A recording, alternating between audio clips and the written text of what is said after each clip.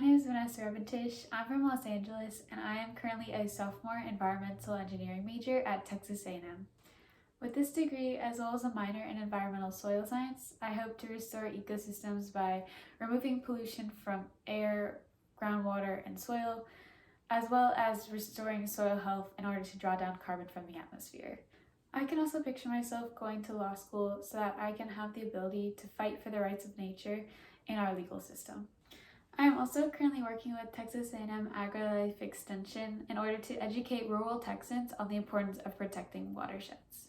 I believe that the most important thing that could come out of the decade on ecosystem restoration is humanity shifting its perspective from one of objectifying and controlling nature to one of respect and recognizing that we are a part of nature.